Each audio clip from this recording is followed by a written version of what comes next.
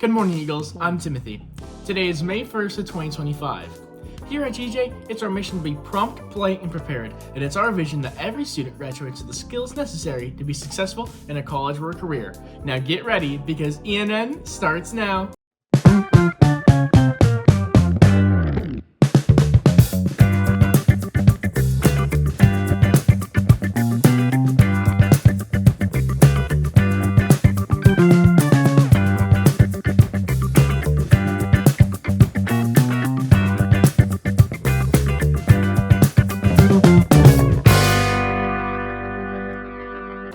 On today's show, we'll have Keelan with discrimination of women in sports, and then we'll have Bayla on discrimination of men in sports. Before we begin, let's head to some announcements. The Brawl Stars Club will meet every Thursday in Miss Overbaugh's room, 3217. The Fellowship of Christian Athletes will meet in room 1226 on Thursdays. All are welcome. The National English Honor Society meets the first and third Thursdays of every month in Miss Barr's class 19127, with meetings at 6:25 a.m. in the mornings and 2:05 p.m. in the afternoons. The Stat Squatch Club will meet Fridays in room 1226. This club focuses on learning about mysterious and interesting events from history, science, or the unknown. Students typically lead the discussion centered on their interests. All are welcome. It's pretty commonly known that women in sports don't get the same recognition as men, so let's head to Keelan on more about that. Today, me and Aberdita interviewed Juliet Burgess, a volleyball coach, about the topic of women's discrimination in sports. I coach both girls and boys volleyball, and there is definitely a big difference. What you can see immediately is the fact that there is a lot more girls than boys, but it's just because boys just started. So I'm hoping to see a lot more boys in the future, boy teams, that's what I'm trying to explain. But there's a lot more girls teams because volleyball is mainly a girls sport, or as in society would like to say, it's more of a girls sport, but boys are just getting into it, and I cannot wait to see what it's going to be in the future. According to the Women's Sports Foundation, girls still have fewer athletic opportunities than boys did in 1972. I see a lot more improvement.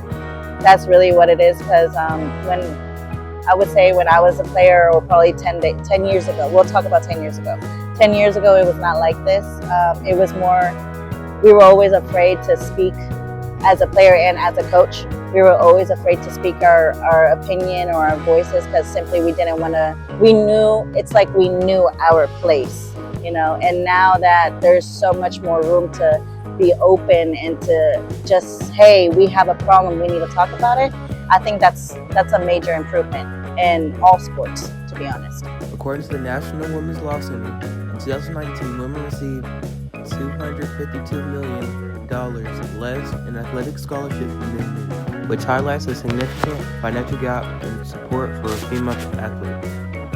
Now, but in volleyball specifically, there is discrimination against guys. And I'm like, no, let's not do that. We as women, we know, well, as I feel like we know the hardships that we have to go through. Let's not make them go through it, let's try to get this even, and I can't wait to see it in the future, to see how well or how good it has gotten. Thank you, Ms. Burles, for the interview. I'm Keelan, reporting for ENN. Thanks for that, Keelan. It really shed some new light onto the topic. Now, let's flip the story and head to Bayla on discrimination of men in sports. While discrimination in sports has historically been towards women, it's important to look at each side of the story too.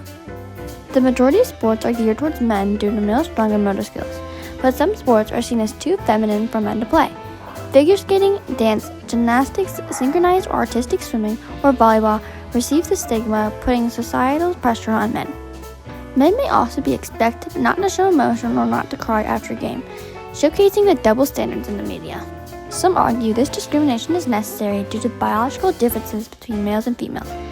Males typically have better strength and gross motor skills, like for throwing, and females typically have better precise or fine motor skills, like better handwriting. What do you think? Is it important to consider both sides of the argument, whatever decision you make?